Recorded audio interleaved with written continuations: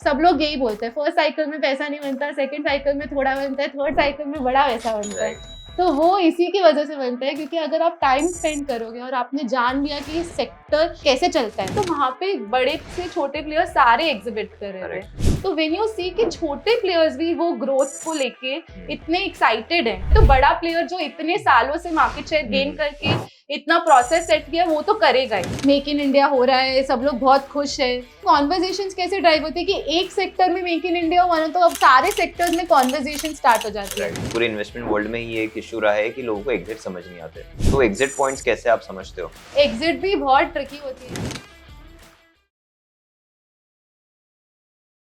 Hi everyone, welcome back to our channel. आज हमारे साथ एक बहुत ही इंटरेस्टिंग गेस्ट जुड़े हैं, मिस गुंजन काबरा। इन्वेस्टिंग की दुनिया में हम देखते हैं कि बहुत सारे मेल इन्वेस्टर्स हैं जिनका पोर्टफोलियो नेटवर्थ बहुत अच्छा ग्रो कर गया, specially in the last 2-3 years. यहाँ पे हम फीमेल काउंटर पार्ट्स कम देखते हैं, बट जब से मैंने मेरी इन्वेस्टिंग जर्नी की शुरुआत की है, एक ऐसी फीमेल इन्वेस्टर को मैंने देखा है, एक ऐसी फीमेल रिसर्च एनालिस्ट को मैंने देखा है जो बहुत एक्टिवली इस पर्टिकुलर मार्केट में पार्टिसिपेट करती है, and at the very same time उनका रिसर्च पॉइंट भी बहुत स्ट्रॉन्ग है। So coming from a tier 2 city जहाँ पे रिसर्च को इतना इंपॉर्टेंस नहीं दिया जाता है, वहां पे इस पर्टिकुलर नीश को ग्रो करना और ऐसे लेवल पे ले जाना जहाँ पे सारे बड़े बड़े इन्वेस्टर्स इनको डायरेक्टली रीच आउट करते हैं और पूछते हैं कि आपका प्रोसेस क्या है, आप कैसे ये करते हो, is I think commendable. So it's very important for us to understand कि अगर हम इंडिविजुअली इन्वेस्ट कर रहे हैं या हम कभी कोई स्टॉक में इन्वेस्ट कर रहे हैं, तो ना कि कोई टिप को फॉलो करें, बट एक वेल प्रोसेस ड्रिवन रिसर्च को फॉलो करें ताकि हम सही से इन्वेस्ट कर सके। So with this I welcome Gunjan Kabra from Niveshaay. She'll walk us through the entire journey, कैसे वो स्टॉक सिलेक्ट करते हैं, कैसे वो 7,000 कंपनियों में से कुछ चुनिंदा कंपनी में इन्वेस्ट करते हैं और मल्टी बैगर स्टॉक्स आइडेंटिफाई करते हैं। So welcome Gunjan. सबसे पहले आप अपनी जर्नी के बारे में बताइए, कैसे आपने रिसर्च एज अ प्रोसेस को इंटरेस्टिंग रहने दिया है, क्योंकि हम देखते हैं कि ये प्रोसेस थोड़े टाइम बाद बोरिंग हो जाता है। और जितना हमने अरविंद सर से बात की है, हमको ये भी पता है कि बहुत बड़ा रिसर्च टीम आप मैनेज कर रहे हो आज के टाइम पे। तो कैसे आप उनके लिए भी ये प्रोसेस को एकदम इंटरेस्टिंग बना के रखते हो? Thank you so much, Kunal, firstly for inviting on this platform for this discussion, where I'll be discussing about the research process, how we do it. तो journey के बारे में अगर मैं थोड़ा बताऊं, तो मैंने कभी भी सोचा नहीं था कि I want to make my career in equity markets, investing and all. तो by luck, by chance, तो बोलते हैं luck is very important in investing. तो वो लक, बाय लक मैं इन्वेस्टिंग एज अ करियर में घुस गई थी। तो मैंने अपना graduation BSc in economics NMIMS से किया था। तो वहाँ पे हम लोगों को बहुत ज़्यादा इकोनॉमिक्स एनालिसिस और ये सब बताते थे। अपन दोनों का सेम बैकग्राउंड भी है। तो वहाँ पे हम लोगों को बहुत assignment, presentation, research from a different angles कराते थे। तो मेरे को वो थोड़ा एक्सपोजर था। बट जब मैंने स्कूल डेज से हमेशा से ये सोचा था कि मेरे को कुछ अपना खुद का बिजनेस, एंटरप्रेन्योरशिप, क्योंकि वही हम लोग का बैकग्राउंड रहा है और सूरत में बहुत ज्यादा लोग वही बैकग्राउंड से आए हैं। और हमने देखा है कि कैसे टेक्सटाइल्स और डायमंड्स का ही एक बैकग्राउंड सूरत में रहा है। तो एंटरप्रेन्योरशिप तो सिटी में भी रहा था। तो उसको देख के मुझे हमेशा से ये रहता था, बट मुझे करना क्या है वो मैंने कभी नहीं डिसाइड किया था। तो जब मैं वापस ग्रेजुएशन से सूरत आई थी, तो मैंने सोचा था कि मैं कुछ गारमेंटिंग बिजनेस में एंटर करूंगी, क्लोथिंग, बिकॉज मेरा फैमिली बैकग्राउंड वैसा है। But then somehow in one of the CA conferences, my brother actually met Arvind Kothari, Arvind sir. So was running Nivesha, started Nivesha at that point of time in 2014. तो मैं जब उनसे मिली, तब मैंने बोला कि चलो कुछ ट्राई कर लेती हूँ, इक्विटी रिसर्च बोल के। तो मेरे को नहीं पता था, मेरे को थोड़ा इंटरेस्ट था मार्केट्स में, बट मुझे नहीं पता था कि मैं कहाँ पे क्या करने वाली हूँ। तो मैं जब फर्स्ट टाइम वहाँ पे गई, तो literally there were just like 2-3 people in the team, और हम लोग रिसर्च कर रहे थे। कौन सी ईयर की बात है ये? ये 2016 की बात है। जुलाई 2016 में आई ज्वाइन। आपको मंथ भी याद है? मंथ भी याद है, क्योंकि हाँ, थोड़ा ऐसे फर्स्ट डे ऑफ वर्क और ये सब मैं थोड़ा नोट करके रखती थी। This is my 8 years complete हो रहे, 7 इयर्स कंप्लीट हो रहे, तो वैसे। बट अदरवाइज जब मैंने स्टार्ट किया, तो मेरे को याद है कि फर्स्ट कंपनी जो मेरे को मिला था वो था Crompton Greaves consumer to research on. तो मैंने कॉन कॉल रीड किया और फिर मैंने देखा कि अच्छा, ये तो इसमें लीडर है, उसमें लीडर, और तभी उनका डीमर्जर हुआ था, सीजी पावर का और कंज्यूमर का। तो मैंने ऐसे ही कॉन कॉल रीड किया, मेरे को एक कॉन कॉल से मुझे बहुत इंटरेस्टिंग लगी company, out of excitement, because I didn't know a lot about markets that time. तो मैंने आउट ऑफ एक्साइटमेंट बाय भी कर लिया शेयर की फर्स्ट अपने टाइम पर्सनल पोर्टफोलियो में? In my personal okay. Portfolio. तो उसके बाद वो अच्छा 2-3x रिटर्न भी दिया वहां से, बट अदरवाइज वो बाय लक बाय चांस ऐसे ही इन्वेस्टिंग कर दिया कि लीडर इन दिस सेगमेंट वैसा करके। Then I was very lucky because मेरे को बहुत ज्यादा स्टॉक्स जो इंडस्ट्रीज एनालाइज करने के लिए मिला, वो बहुत ही इंटरेस्टिंग कंपनीज थी। जैसे if I talk about my journey, I have to talk about Rain Industries Limited, Right. because मैंने उस कंपनी के साथ बहुत ज्यादा टाइम स्पेंड किया इन टर्म्स ऑफ रिसर्च। तो वो जब जो कंपनी है ना, उसने मेरे को बहुत कुछ सिखाया कि बिजनेस कैसे एनालाइज करते हैं, क्योंकि पूरा ग्लोबल इकोनॉमी कैसे वर्क करता है। अगर उसके प्लांट्स यूएस में भी है, यूरोप में भी है, रशिया में भी है, इंडिया में भी है, और पूरी सप्लाई गवर्नेंस चाइना से आती है। मतलब रेन इंडस्ट्रीज का बिजनेस है कि वो सीपीसी सीटीपी बनाता है, which is a raw material for aluminium industry. मैं ज्यादा बहुत कॉम्प्लेक्स बिजनेस है, मैं ज्यादा बिजनेस डिटेल्स में नहीं जा रही, बट अदरवाइज क्योंकि इतने प्लांट्स है, सबकी रॉ मटेरियल साइकिल अलग है, तो मुझे थोड़ा समझ में आया कि इंडस्ट्री बिजनेस एनालिसिस कैसे करते हैं। Okay. और उसके बाद मैंने graphite India, paper industry, hotel industry read किया, तो मेरे को समझ आया कि you know how this research and everything works. तो एनालिसिस तो स्टार्ट से ही बिजनेस अंडरस्टैंडिंग बहुत बहुत इम्पोर्टेंट थी। तो वो जब हम लोगों को थोड़ा थोड़ा समझ में आया कि कैसे बिजनेस एनालिसिस करना चाहिए, तो उसके बाद मेरे को बहुत मजा आने लग गया। और इक्विटी रिसर्च कभी भी बोरिंग तो नहीं हो सकती है, बिकॉज आपको इतने सारे बिजनेस एनालिसिस करने के लिए वो मिलता है, चांस मिलता है। तो आप कभी सोचोगे कि at right now I have completed 8 years, but वो टाइम पे मेरे को ऐसा लगता था कि नट्स एंड बोल्ट्स का भी बिजनेस 1000 करोड़ 2000 करोड़ का बन सकता है, क्योंकि वो इतने छोटे छोटे बिजनेस, और आपको सेल्फ अवेयर, आप लोगों से बात करते हो। क्योंकि हम लोग का जो मैंने जो स्ट्रैटेजी भी इवॉल्व किया है, वो है जैसे आप लोगों से बात करते हो, आप एंटरप्रेन्योर से बात करते हो, आप मैनेजमेंट से मिलते हो, आप अनलिस्टेड लिस्टेड प्लेयर से बात करते हो, ट्रेंड आपको ज्यादा पता चलता है। तो उसमें जब आप दूसरे दूसरे प्लांट्स में जाके लोगों से मिलते हो ना, तो आपको बहुत ही अच्छा इंसाइट मिलता है। अपन यहाँ पे बैठ के सोचेंगे कि चलो स्टील कैसे बन रहा है, अगर आप उसके प्लांट में जाओगे तो और दूसरा मतलब अगर आप उसके प्लांट में जा रहे हो और आप देख रहे हो कि कैसे स्टील बन रहा है, और अब हम लोग as an analyst we are very very privilege as investors to sit here, but the manufacturing process and all is very very tedious. मतलब आप वहां पे जाके देखोगे कि अपन यहाँ पे आधा % मार्जिन क्यों कमाया वो बोल देते हैं, बट वहां पे जाके अगर आप प्रोसेस देखोगे कि you know how the steel is actually molten steel transfer कैसे हो रहा है, वो लोग वर्कर्स कैसे सिनेरियो में काम करते हैं वहां पे, it is very very difficult that ways. And when you meet new people, आप जब वहां पे दूसरे एंटरप्रेन्योर से मिलते हो, आप जैसे तो आप उनसे भी आप बहुत ज्यादा इंस्पायर होते हो कि how they are working in a different different scenarios, right. तो आपको बहुत ज्यादा ऐसे बोलते हैं ना कि इन्वेस्टमेंट इन पीपल, तो वहां पे जब आप जाके देखोगे ना कि कैसे हम लोग एंटरप्रेन्योर्स ड्राइव करे बिजनेस को, that gives you a different different arena की कैसे अपन को देखना चाहिए, कैसे, because larger part of the investment decision should be based on how entrepreneurs are driving the business, how the promoters Correct. are driving the business is what we have realized over the years. तो promoters कैसे है, driven है, वो अगर अपन को थोड़ा जब उनसे मिलके पता चलता है, तो फिर वो एक अंडरस्टैंडिंग बहुत बहुत बेटर हो जाती है। तो larger part of our investment decision मेरे को ओवर द इयर्स समझ में आया कि आपको प्रोमोटर ड्रिवन भी देखना चाहिए। तो वैसे करके जर्नी स्टार्ट हुई थी। एंड जब मैंने स्टार्ट किया था तब आई मेंशन कि 2-3 एनालिस्ट हम लोग होते थे जो करते थे, और हम लोग ने दोनों ने भी साथ में बहुत एनालिसिस किया है। और उसके बाद जब now growing and studying all these companies, तो अब when I am leading a team of around 45 people, it's tremendous as a journey that I have come to, and I am just hoping a lot of more female investors come in this space, which is because जब भी मैं कोई analyst meet में जाती हूँ तो बहुत बार होता है कि बहुत ही कम फीमेल इन्वेस्टर्स होती है, तो 1-2 ही होती है जनरली, ज्यादा होती नहीं है। तो आई am just hoping a lot of more female people also come in. So this has been my short journey. Lots and lots to do more. तो आपके अपने रिसर्च के पार्ट में बताया कि आप मिलके भी बहुत सीखते हो and at the very same time शुरू में आप रीड करके बहुत सीखते थे। तो अगर फॉर एग्जांपल हम एक एक्सवाईज़ी कंपनी लेते हैं, तो आप कितना उसका रिसर्च के प्रोसेस को एट्रिब्यूट करोगे कि आप पढ़ के समझ रहे हो और कितना आप उसको एट्रिब्यूट करोगे कि आप किसी से मिलके समझ रहे हो? तो बहुत बार क्या होता है कि आपको एक बिजनेस अंडरस्टैंडिंग करनी चाहिए कि क्योंकि उसमें क्या होता है कि आपने एक बिजनेस मॉडल समझ लिया हुँ, कि बिजनेस का कंपनी का रेवेन्यू ऐसे ड्राइव हो रहा है, आपने मार्जिन्स देख लिए कि कैसे इम्पैक्ट हो रहे हैं। पर बहुत बार क्या होता है कि आप ना उसको विजुअलाइज नहीं कर पाते, जो ग्रोथ आने वाली होती है आप उसको विजुअलाइजेशन ऑफ ग्रोथ जो होता है ना, आपको मिलके आपको प्लान देख के मेरे को लगता है कि ज्यादा समझ में आता है।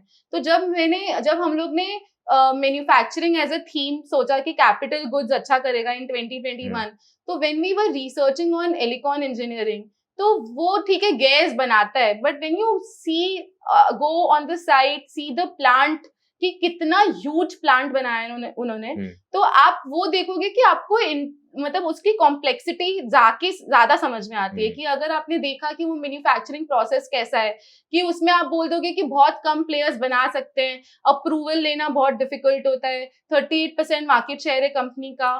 तो आपको वो सब आपने देखा हुआ है, बट जब आप जाके देखते हो ना तो आपको ज्यादा समझ में आता है कि एक्चुअली बहुत कॉम्प्लेक्स बिजनेस करेक्ट, है। तो उससे आपको समझ में आता है कि एक्चुअली न्यू एंट्री बैरियर इसमें हो सकता है टू गेन मार्केट शेयर, कितने एसकेयूज की इंपॉर्टेंस ज्यादा समझ राइट, आता है। तो बहुत बार क्या होता है, and this is also a process, क्योंकि आप बहुत बार क्या होता है कि आप प्रोमोटर से मिलते हो, आप अनलिस्टेड डिलिस्टेड कोई भी डिस्ट्रीब्यूटर से भी मिलते हो, तो आपको फेस वैल्यू पे नई चीजें लेनी करेक्ट, होती है, और वो फिल्टर करना भी आपको ओवर द इयर्स आएगा। ऐसा राइट, नहीं है कि आप फर्स्ट डे में, क्योंकि everybody will speak good about them, right, about the industry, right? So you should know how to filter those things also. तो वो ओवर द इयर्स आता है। तो उसमें क्या होता है कि अब जैसे गैस मैंने देखा कि हुँ, अच्छा मार्केट है, तो मैं पुणे में एक एक्सपो हुआ था गैस का, तो वहां पे गई थी, तो वहां पे बड़े से छोटे प्लेयर्स सारे एग्जिबिट कर रहे थे। करेक्ट, तो व्हेन यू सी कि छोटे प्लेयर्स भी वो ग्रोथ को लेके हुँ, इतने एक्साइटेड हैं, हुँ, आप जब उनसे इंटरैक्ट करोगे ना, तो उनको आपको लगेगा कि वो 10 से 12 साल तक जब साइकिल नहीं चल हुँ, रही थी, उसके बाद जो आंखों में भी चमक होती है ना, हुँ, तो वो देख के आपको पता चल जाता है कि ठीक है, अभी छोटे प्लेयर्स भी ग्रो करे, तो बड़ा प्लेयर जो इतने सालों से market share um, gain um, करके इतना प्रोसेस सेट किया, वो तो करेगा ही। राइट, तो दिस वाज वन कंपनी। तो आपको समझ आता है कि when so many people in one exhibition are exhibiting and telling you in unison, तो आपको समझ में आता है कि ग्रोथ एक्चुअली बहुत ज्यादा आ सकती है। तो आपको लगता है कि ठीक है, ये कंपनी अभी प्लेस्ड वेल है। जब तो ये गैस बनाती है, हुँ, steel industry, cement industry, sugar industry, power industry, defence, marine, सबके लिए वो गैस ये बना प्रोवाइड करती राइट, है। तो हमने देखा वो टाइम पे जब ये सारी इंडस्ट्रीज केपेक्स कर रही है, तो हुँ, इसका डिमांड वैसे इंक्रीज हो जाएगा। राइट, और जब छोटे प्लेयर्स भी बोल रहे थे कि हुँ, डिमांड इंक्रीज होगा, then you get to know कि ठीक है, correct, this gives you a validation that you are in the right sector. Correct. तो आप फॉर एग्जांपल निवेशाई पे तो सिंस इतना बड़ा फंड मैनेज हो रहा है, हम लोग कंपनी के मैनेजमेंट से इजीली मिल सकते हैं। मी एज़ एन इन्वेस्टर जो इंडिविजुअली इन्वेस्ट करता है बट बहुत शौकीन है, बिज़नेसेस को समझना चाहता है, वो कैसे जाके कोई मैनेजमेंट से टच में आ सकता है या कोई प्लांट विज़िट कर सकता है? Is it possible? तो बहुत बार क्या होता है, ये ट्रेंड्स आइडेंटिफाई करने के लिए ना कुणाल, अपन नियर बाय आप अपने सर्कल्स में भी बात करोगे ना, कि हुँ, आपके फ्रेंड्स भी दूसरे दूसरे बिजनेसेस में होंगे, तो उधर से भी आपको ट्रेंड पता चल सकता करेक्ट, है। मैनेजमेंट मीट प्लांट विजिट भी आप डेफिनेटली, कोई अगर मैनेजमेंट ओपन रहता है तो फिर वो लोग भी बहुत ओपन होते हैं, तो आप ओके, बिल्कुल अप्रोच कर सकते हो। राइट, इन्वेस्टर रिलेशंस के थ्रू अप्रोच कर सकते हुँ, हो। और अगर आपको वो इंडस्ट्री के बारे में फिर भी अगर आपको वो मैनेजमेंट से टच नहीं भी हो पा रहा है, तो you can definitely get in touch with distributors, या definitely get in touch with unlisted players. तो वो लोग काफी ओपन होते हैं, करेक्ट, आपके सर्कल ऑफ कनेक्ट से आप कनेक्ट कर सकते हो। तो वो अगर आप कर सकते हो, बाकी तो आप आजकल इन्वेस्टर रिलेशंस के थ्रू या आप ऐसे प्लांट विजिट, कॉन कॉल्स आप अटेंड कर सकते हो, कि कभी भी कोई कंपनी के क्वार्टरली रिजल्ट्स आते हैं और हुँ, वो कॉन कॉल करती है, that is the best time to interact with the correct, management and ask your questions, right, whatever questions you have. Correct, तो वो बहुत सारे तरीके हैं उससे करने के, और अगर आपको डायरेक्टली नहीं हो रहा है, तो आप दूसरे इंडस्ट्री प्लेयर से बात करके एक ट्रेंड तो समझ सकते हो। Right. So by the way हम लोग बहुत सारे कंपनीज़ का नाम लेंगे, सेक्टर्स का नाम लेंगे। इन्वेस्टमेंट रिकमेंडेशन नहीं है। आप चाहो तो निवेशा के स्मॉल केसेस देख सकते हो टू गेट एन आइडिया कि कहाँ इन्वेस्ट कर रहे हैं, कैसे कर रहे हैं, बट यहाँ से आप इन्वेस्टमेंट रिकमेंडेशन नहीं लीजिएगा। आपने गुंजन पूरे कॉन्वर्जेशन में 5-6 अलग-अलग सेक्टर्स का नाम लिया, 8-10 अलग-अलग इंडस्ट्रीज का नाम लिया। हमको एज एन इन्वेस्टर जब हम outside from an outside perspective देखते हैं, तो हमको इतना पता नहीं चलता कि ये सेक्टर अभी पिक किया है या फिर ये पिक करने वाला है। और इंडिया में नाना बोल के भी 5 से 7 हज़ार कंपनियां लिस्टेड है, और जो कि बढ़ती जा रही है। हम देख रहे हैं स्टार्टअप्स भी लिस्ट हो रहे हैं अब, छोटी-छोटी कंपनियां भी लिस्ट हो रही है। सो इन इतने बड़े पूल में से आप कैसे आइडेंटिफाई करते हो कि हम हमें इन सेक्टर्स को या फिर इन इंडस्ट्रीज को या फिर इन कंपनीज को पढ़ना है और अपनी टीम को देना है कि आप ये पर्टिकुलर कंपनियां पढ़िए? Very good question. इसके लिए क्या करते हैं ना कि आपके स्टॉक जनरेशन आइडियाज कैसे आते हैं। तो आपको हमेशा ये देखना चाहिए कि आप सबने ये देखा होगा, टॉप डाउन अप्रोच होता है, बॉटम्स अप अप्रोच होता है, हाइब्रिड अप्रोच होता है। तो इसमें क्या करना होता है कुणाल कि आप जैसे आपको सेक्टर आइडेंटिफिकेशन के लिए वन सोर्स है इसकी गवर्नमेंट पॉलिसीज क्या कर रही है, ठीक है। तो अगर आप देखोगे कि जो गवर्नमेंट ने जो अभी करंट गवर्नमेंट ने कोविड के बाद जो rather than injecting liquidity directly in the markets, they made provisions in the budget to increase capital expenditure, for example, right? तो अगर आप वो ट्रेंड देखोगे कि कौन से और lot of times they have imposed duties to incentivize manufacturing in India, तो वो सब पॉलिसीज अगर आप देखोगे कि कहाँ पे जा रही है, ठीक है। तो आप अगर वो देखोगे, क्योंकि बहुत अगर कोई भी इकोनॉमी को ग्रोथ करना है, तो जैसे आपने चाइना में भी देखा, तो government is at forefront, right. तो उन्होंने इतना इंसेंटिव दिया, इतना सब्सिडी दिया in terms of incentivising production. Japan भी जब सेकंड लार्जेस्ट बना, तो उसमें भी फोरफ्रंट तो हमेशा गवर्नमेंट पॉलिसीज को ही आना पड़ेगा, उसके बाद आपका प्राइवेट केपेक्स और ये सब इन्वेस्टमेंट होता है, और फिर एक इन्वेस्टमेंट साइकिल कोई भी इकोनॉमी में बूम होता है। तो वन आइडिएशन इज कि आपने गवर्नमेंट पॉलिसीज कौन सी तरफ से फ्रेमवर्क में जा रही है। अगेन गवर्नमेंट पॉलिसीज जब फ्रेमवर्क में आती है, तो हम लोग ने हमेशा से देखा है कि पॉलिसीज तो है बट एग्जीक्यूशन नहीं हो रहा है, तो ये चीज भी बहुत इंपॉर्टेंट होती है। तो हमेशा से अपन देख रहे थे कि ठीक है, जल जीवन स्कीम में इतना एलोकेशन किया हुआ है, मेक इन इंडिया 2013 से चल रहा है, जो कि बहुत सारी चीजें आई भी है, पर वो टाइम लेती है ना। तो आप उसके बाद आपको एग्जीक्यूशन भी इम्पोर्टेंट है।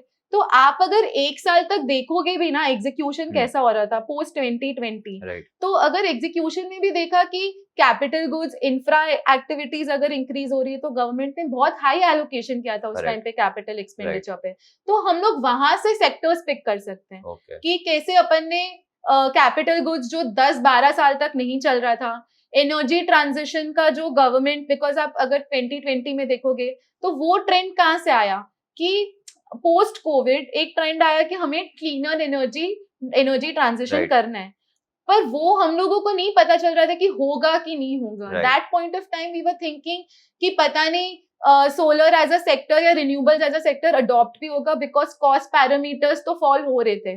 But now if we think at that point of time, तो पॉलिसीज तो थी ना, गोल्डमैन सैक्स ने, ईसीबी ने, सबने, फॉरेन बैंक्स ने बोला था कि हम लोग अब ज्यादा फाइनेंसिंग टुवर्ड्स द रिन्यूएबल करेंगे। तो that trend came from global, और जो भी ग्लोबल ट्रेंड होता है वो माइक्रो लेवल पे इंडिया में भी ट्रांसलेट होगा। तो हमने देखा कि ये ट्रेंड तो हो सकता है।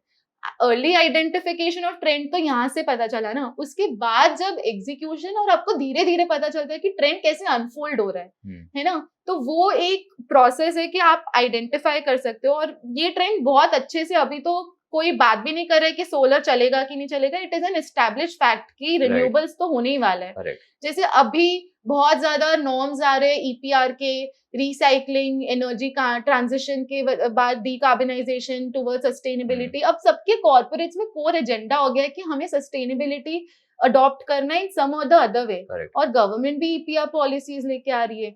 तो आपको फिर ऐसा लगेगा ना कि अभी नेसेंट स्टेज पे काफी चीजें कैसे अनफोल्ड होती है, विल हैव टू सी। पर ईपीआर तो recycling, sorry to interrupt Gunjan, EPR क्या होता है?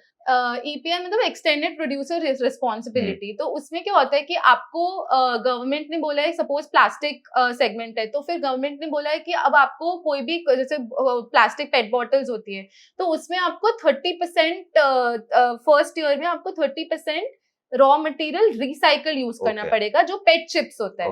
तो वो नॉर्म हो गया है, ठीक है। तो वो 30% फर्स्ट ईयर में आएगा, फिर वो 50% तक जाएगा, फिर वो 60% तक जाएगा। तो every supplier will have to think कि अब मेरे को ये सोर्स कैसे करना है। आप अगर H&M में भी जाते हो या आप मैंगो में जाते हो, ये सब ज़ारा में जाते हो, तो आप एक देखोगे अब तो अलग से सेक्शन हो गया है कि हम ये सस्टेनेबल है, ये रिसाइकल्ड यार्न लेके किया है। एडिडास स्पोर्ट्स ब्रांड में भी देखोगे तो अलग से नीचे सस्टेनेबिलिटी का भी लिख के आता है। तो वो अब ब्रांड्स भी बहुत कॉन्शियस हो गई है टुवर्ड्स सस्टेनेबिलिटी, और वो यूरोप और यूएस में बहुत ज्यादा है ये कल्चर। तो जो इंडिया में अब धीरे धीरे because of the norm and because of environmental concerns translate हो रहा है। आप लेड वगैरह में देखोगे तो लेड में कैसे रिसाइकलिंग हमेशा से बहुत अच्छी रिसाइकलिंग रही है, अब बहुत और ज्यादा नॉर्म आ गया है बिकॉज प्राइमरी लेड अवेलेबल नहीं है इतना, तो पोल्यूशन बहुत है, हजार्डियस नेचर है। तो और सेकेंडरी लेड इजीली अवेलेबल है और आप उसको कितनी भी बार रिफाइन कर सकते हो। तो it is environmentally also very friendly, cost में भी इतना इंक्रीज नहीं हो रहा है। तो दीज ट्रेंड्स विल पिकअप, जैसे एनर्जी ट्रांजिशन हुआ वैसे अब recycling as a trend will also pick up. तो वो ट्रेंड आपको हमेशा ऑब्जर्वेंट रहेंगे ना अगर अपन सोसाइटी में, तो आपको आते जाते भी आप देखोगे तो आपको ऑब्जर्व करके भी कुछ कुछ ट्रेंड्स पता चल जाएगा। आप शॉपिंग करने जा रहे हो, आपने एक ट्रेंड देखा वहां पे कि सस्टेनेबिलिटी का आजकल बहुत चल गया है, तो आप वहां पे जाके ट्रेंड पिक कर सकते हो। तो वो अगर वैसे एक आइडिएशन प्रोसेस होता है तो जैसे ज़ूडियो भी इतने सारे बन गए तो टाटा ट्रेंड भी एक, तो टाटा ट्रेंड आपको ये तो हाँ एग्जैक्टली आप ज़ूडियो का एक्सपेंशन देखो आजकल तो दोनों तरफ, मतलब रोड के ऑपोजिट तरफ भी ज़ूडियो खुला हुआ है। तो you see how the trend is picking up, right. तो वो अगर अपन ऐसे ऑब्जर्व भी करेंगे and then we go and dig down, और आजकल तो इन्फॉर्मेशन बहुत ही इजीली अवेलेबल है, राइट। तो आपको बस एक ट्रेंड ऑब्जर्व करके भी अगर आपको पता चल रहा है तो फिर it is one source. Second, आप कैसे आइडेंटिफाई कर सकते हो कि रिजल्ट सीजन होते हैं, अगर आप एक्टिवली रिजल्ट सीजन ट्रैक करोगे तो वहां से भी बहुत आइडिएशन प्रोसेस होता है कि कौन सी कंपनी के रिजल्ट्स अच्छे आ रहे हैं। आप वो 45 days of the result season अगर आप कोई भी जना कॉन्स्टेंटली कर लेगा ना ट्रैक, तो कौन आपको नए नए ट्रेंड्स पता चल जाएंगे। आपको अब तो तिजोरी, स्क्रीनर, उन सब पे भी आप अपनी स्क्रीन्स रन कर सकते हो, तो वहां पे आपको पता चल जाएगा कि अच्छा चलो इस बार यान वाले, फॉर एग्जांपल यान प्लेयर्स के रिजल्ट्स अच्छे आए हैं, पैकेजिंग फिल्म के रिजल्ट्स अच्छे आए हैं, तो आपको एज अ सेक्टर भी पता चल जाएगा कि कौन सा हो रहा है। तो मैंने भी अब पर्सनली बहुत ज्यादा आइडिएशन रिजल्ट सीजन से, जैसे राजरत्न ग्लोबल हो गया, एक्सप्रो हो गया, तो यूड आइडेंटिफाई कि फॉर एग्जांपल कि रिजल्ट्स आने के बाद आपको कंपनी भी पता चलती है, अच्छा ये कंपनी भी कोई है जो ये इंडस्ट्री में है। छोटे प्लेयर्स आपको, अगर बड़े प्लेयर्स तो हमेशा पता चल जाते हैं, कोई छोटे प्लेयर्स भी आपको रिजल्ट सीजन से आइडेंटिफाई हो जाते हैं। तो वो ट्रेंड जब आप रिजल्ट सीजन में देखोगे आपको नए सेक्टोरल ट्रेंड्स भी पता चल जाते हैं। तो it is a very interesting way during tracking during result season. तो आपका डेटाबेस भी अच्छा बनता जाता है। तो ये 2-3 तरीके हैं कुणाल के अपन आइडेंटिफाई करके जीरो डाउन कर सकते हैं। तो गुंजन, आपने बताया कि सेक्टर्स, इंडस्ट्रीज और कंपनीज कैसे आप शॉर्टलिस्ट करते हो, गवर्नमेंट की पॉलिसीज देखते हो, रिजल्ट सीजन में रिजल्ट्स के थ्रू आइडेंटिफाई करते हो कौन सा कंपनी, कौन सा सेक्टर अच्छा परफॉर्म कर रहा होगा। So once you identify the company, आपका रिसर्च का प्रोसेस क्या होता है? आपको कैसे पता होता है कि पहले आप प्रोसेस ए करेंगे, फिर उस प्रोसेस के बाद बी करेंगे, फिर सी करेंगे? कोई डिफाइंड प्रोसेस है या फिर थोड़ा रैंडमली जाते हो? तो एक बार हमको उसके थ्रू पूरा प्रोसेस समझाइए। तो एक बार ना आपने कंपनी आइडेंटिफाई कर लिया, सेक्टर आइडेंटिफाई कर लिया, ठीक है। उसमें फर्स्ट अगर अपन सेक्टर वाइज जाते हैं, तो सेक्टर वाइज अगर आपने आइडेंटिफाई कर लिया कि for example textiles as a sector अच्छा कर रहा है, ठीक है। तो आप जब एज अ सेक्टर आपने आइडेंटिफाई करने के बाद आप एक कंपनी की लिस्ट निकाल लो, ठीक है।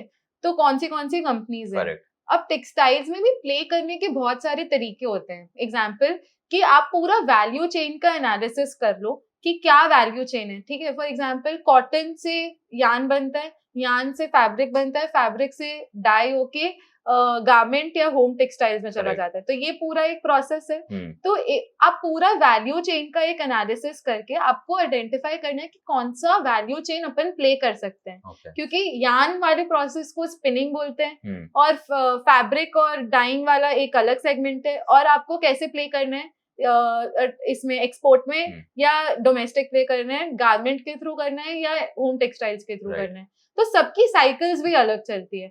तो हम लोगों को, जैसे आप 2020 में देखोगे तो तीनों आपने पूरा वैल्यू चेन का एनालिसिस करने के बाद आपने देखा कि उस समय टेलविंड्स क्या आ रहे थे कि कॉटन जो जिनजियांग रीजन में चाइना में बनता है वो यूएस ने बैन कर दिया। ओके ठीक है, तो यूएस ने बैन कर दिया तो demand, because we are cotton surplus country वैसे, ठीक है, तो कॉटन सरप्लस के बाद अगर अपन देखें कि पूरा जो वैल्यू चेन है जिसमें अपन फिर बिकॉज अपने पास खुद का कॉटन है तो यान भी अपन खुद बना सकते हैं, स्पिनिंग में भी we have good capacity and spinning is a very organised market वैसे। तो उसमें आपको स्पिनिंग का मार्केट कैसे वर्क करता है कि आपको कमोडिटी है तो आपको स्प्रेड्स देखने चाहिए, है ना, कि स्प्रेड्स कैसे इंप्रूव हो रहे हैं, तो आपको रिलेटिवली रिटर्न पता चलेगा कि कॉटन के प्राइसेस कम है, यान के प्राइसेस ज्यादा हो रहे हैं, डिमांड बहुत ज्यादा है, तो आपके स्प्रेड्स इंप्रूव होने लग जाते हैं। तो वो एक एनालिसिस हुआ। फिर फैब्रिक एज अ कंट्री हम लोग बहुत ज्यादा over supplied type of a scenario है, और गारमेंटिंग में इंडिया के पास कम फैसिलिटी है, पर होम टेक्सटाइल्स में we have around 50% market share in the US. तो पूरी वैल्यू चेन में प्रेजेंट होने की वजह से हमारा कॉम्पिटिटिवनेस इन इंडिया बहुत बड़ा है, ठीक है। और इंडिया में आपको कोई भी मैन्युफैक्चरिंग करना है तो वो जो आपने इकोनॉमिक्स में भी पढ़ा होगा फेवरेबल फैक्टर्स ऑफ प्रोडक्शन, तो लेबर आर्बिट्राज बहुत, क्योंकि textiles is a employment generation sector, तो सेकेंड लार्जेस्ट एम्प्लॉयमेंट जनरेशन है। तो उस टाइम पे हमें ऐसा लग रहा था कि employment generation will be the focus, because वो इग्नोर नहीं कर सकते सेक्टर, जॉब क्रिएशन होगा, तो वो सेक्टर जिसमें हम लोग कॉम्पिटिटिव भी हैं और वो तो अच्छा करेगा। और ट्रैक्शन फ्रॉम यूएस, बिकॉज यान में हमारे इंडिया का अच्छा मार्केट शेयर है ग्लोबली, और होम टेक्सटाइल्स में भी अच्छा है। गारमेंटिंग में हमने बहुत ज्यादा स्केल अप नहीं किया है, पर गारमेंटिंग भी बिकॉज वो पूरा वैल्यू चेन है तो कॉटन सेगमेंट अच्छा कर सकता है।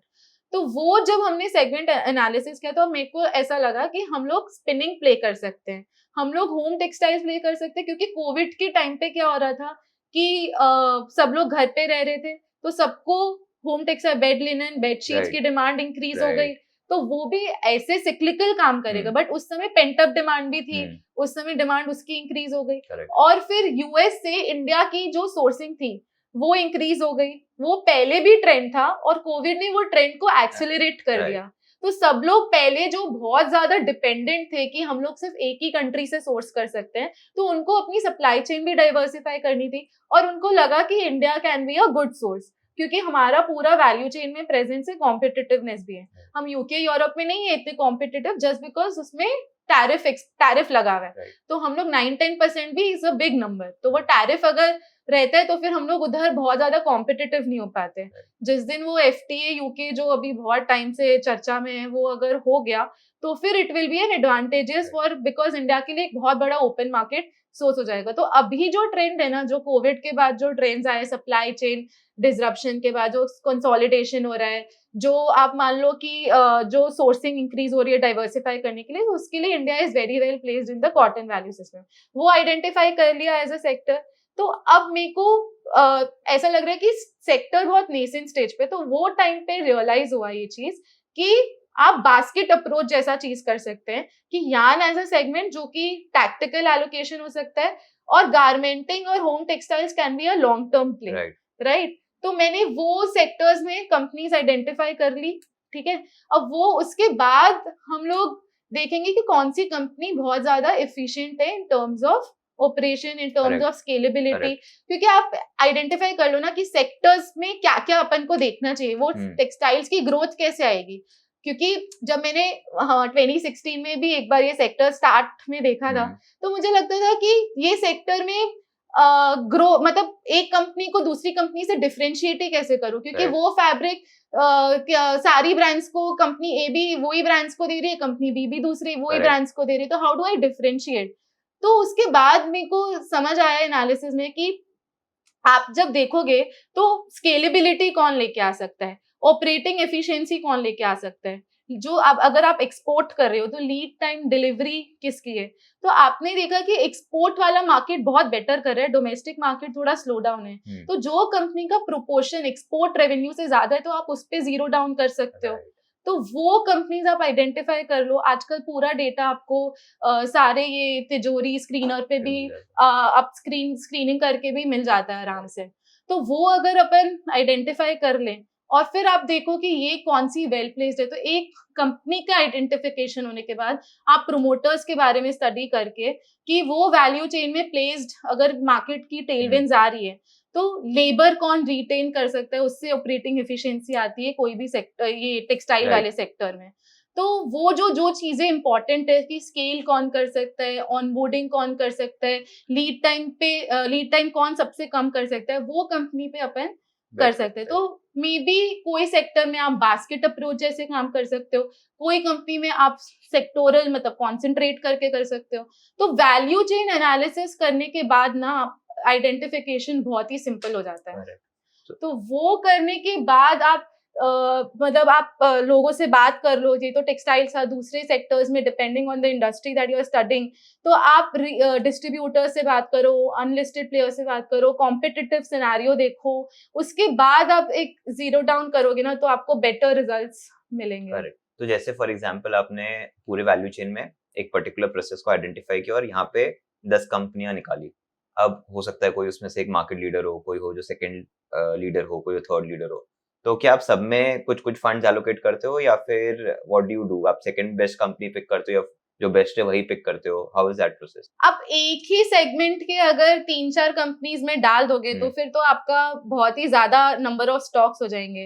रादर आप पिक करो कि स्पिनिंग में एक, फॉर एग्जांपल जो अपन ने ये एग्जांपल डिस्कस किया है, तो आप स्पिनिंग में एक करो, आप गारमेंटिंग में एक करो, आप होम टेक्सटाइल्स में, अगर तीनों ट्रेंड सॉलिड लग रहे हैं, अगर मैं स्पिनिंग में ही 3 प्लेयर्स को ले लूंगी तो फिर मेरे को एलोकेशन में नंबर ऑफ स्टॉक्स तो बहुत ज्यादा हो जाएंगे। Rather you pick up one best company who is very good in spinning, who can create, वो आप pick करो, and then slowly आप ये approach से आप zero down कर सकते हो कि आपको spinning तो अगर आपने यान कंपनी में exit किया है तो धीरे धीरे जैसे जैसे साइकिल प्ले आउट होती है तो वैसे वैसे आपको नंबर ऑफ स्टॉक्स भी कम कर सकते हो।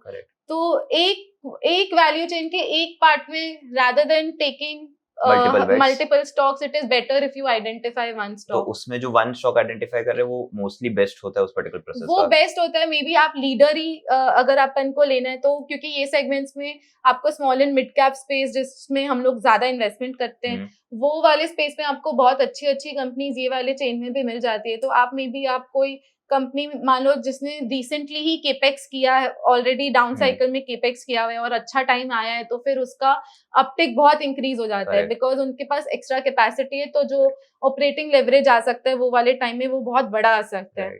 तो वो आप आइडेंटिफाई कर लो कि बेस्ट प्लेस्ड कौन सी है, तो बेटर एलोकेशन कर पाओगे rather than taking 2-3 stocks in the same part of the value chain. Covid से पहले हमने एक स्मॉल एंड मिड कैप की साइकिल देखी थी, अराउंड 2016 से स्टार्ट हुई थी, 18 तक चली थी कुछ, फिर 2 साल काफी स्टैग्नेंट ग्रोथ रही थी small and mid cap in terms of prices. फिर उसके बाद कोविड के बाद एक बहुत अच्छा बूम आया, अभी तक वो चल रहा है, टचवुड वो चलता रहे।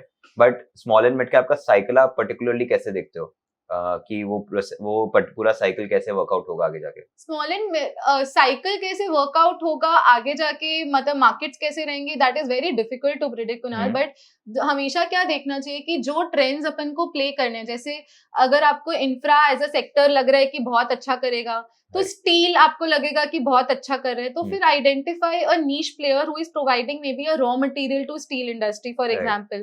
तो वो जो प्लेयर्स होंगे ना वो आपको छोटे स्पेस में ही मिलेंगे, स्मॉल एंड मिड कैप्स में मिलेंगे, क्योंकि वो लोग बहुत ही मे बी आपको रॉ मटेरियल प्रोवाइड कर रहे हैं तो छोटे प्लेयर्स होंगे, अब वो लार्ज कैप कंपनीज नहीं होगी, पर ग्रोथ उसमें बहुत ज्यादा आ सकती है क्योंकि वहां पे बहुत कम प्लेयर्स होंगे जो इसमें। तो अभी पर कोविड के बाद जो चेंज हुआ है ना इकोनॉमी में, पहले अगर अपन देखेंगे कि हमेशा से 1-2 सेक्टर्स, मैक्सिमम 3 सेक्टर्स बहुत अच्छा करते थे, है ना।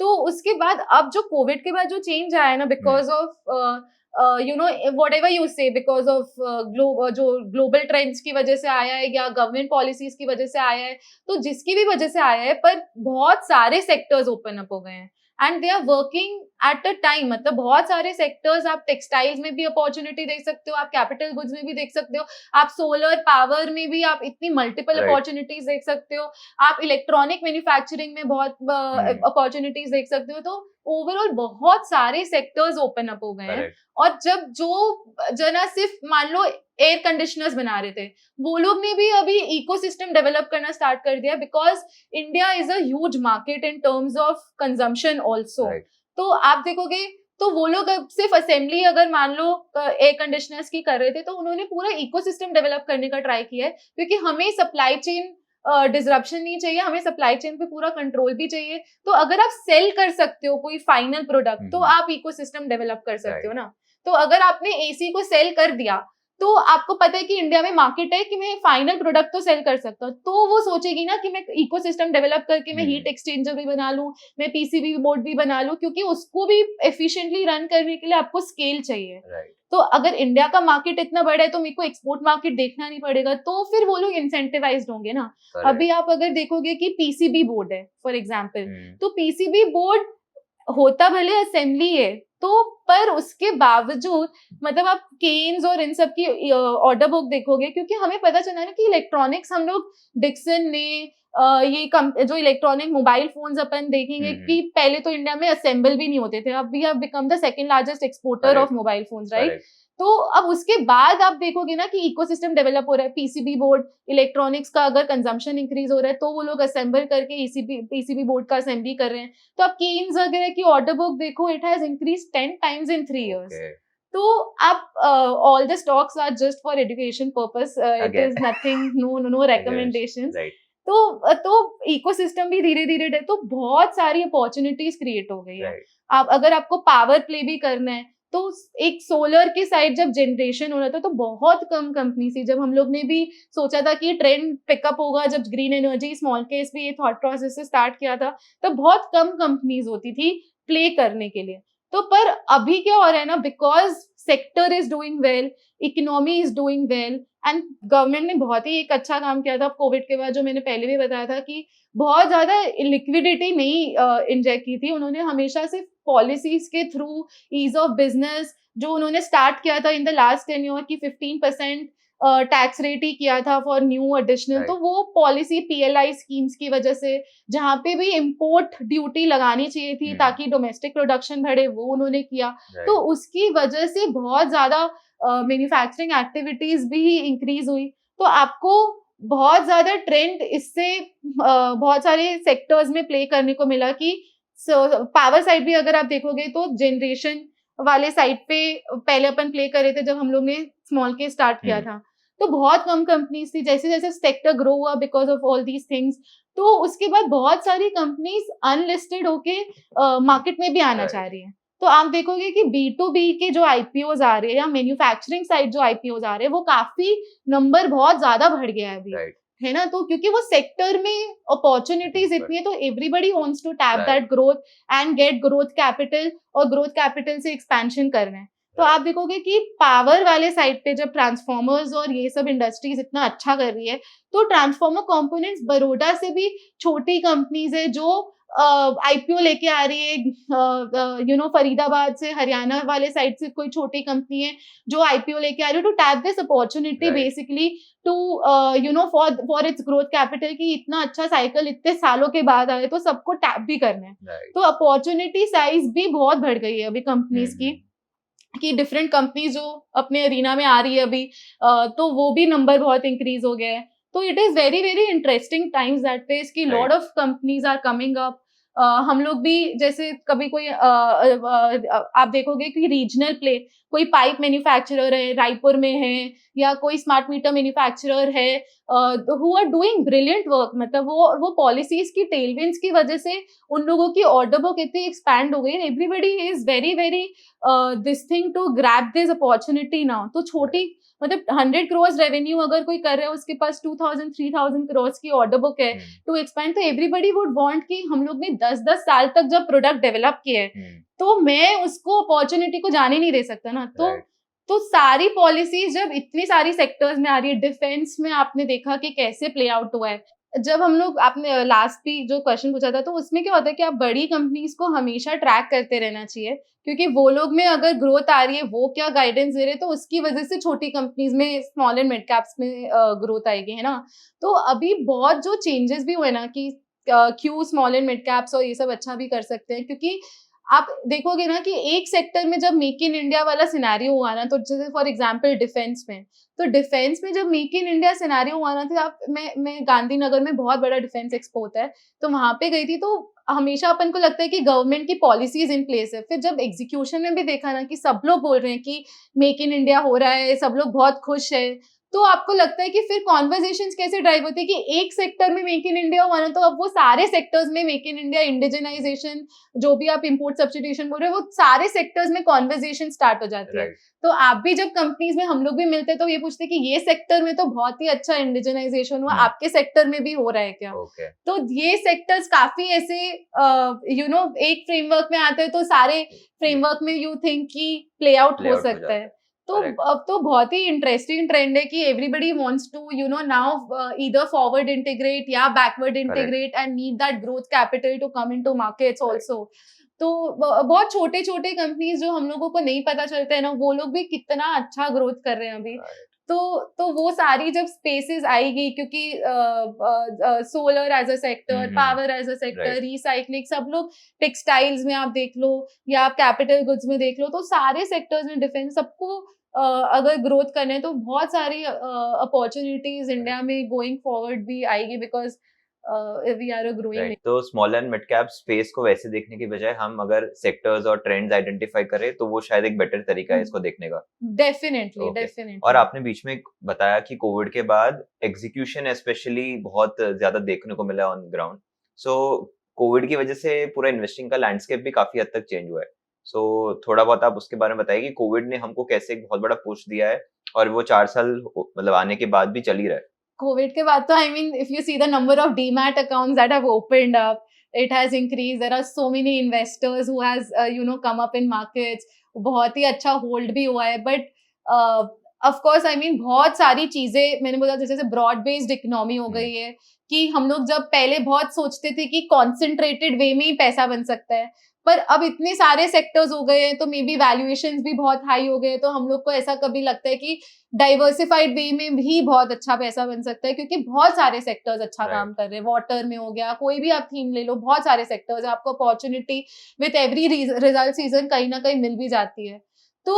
तो अभी जो चेंज हुआ है ना, तो उसमें आप देखोगे कि सप्लाई चेन कंसोलिडेशन, जो हम लोग पहले एक टर्म बहुत कम यूज होता था, अब वो एक ट्रेंड बन गया है। चाइना प्लस वन एक बहुत बड़ा ट्रेंड बन गया है, राइट? तो वो कितना सब, मतलब अगर इंडिया के पास ये बेस पे 1% अपॉर्चुनिटी साइज भी अगर आ गया ना, it is a huge for our base. I am not saying that we will become an industrial house, of course we can become going forward, क्योंकि पर इसमें क्या होता है कि आपके पास अगर इतने छोटे बेस पे 1% of the opportunity also increases for us in the export market, जो कि अपन ने कोविड के टाइम देखा भी था कि इंजीनियर्ड गुड्स का एक्सपोर्ट कैसे बढ़ रहा है, स्टील का एक्सपोर्ट कैसे बढ़ रहा है। और हम लोग क्यों नहीं कर सकते? क्योंकि हम लोग क्यों कर सकते हैं? बिकॉज हमारे पास रॉ मटेरियल भी इन प्लेस है। We are the second largest steel producers in the country. हमारे पास रॉ मटेरियल भी है, ऐसा नहीं है। तो एक चेन डेवलप होने में टाइम लगता है, बट वो चेन डेवलप हो रही है।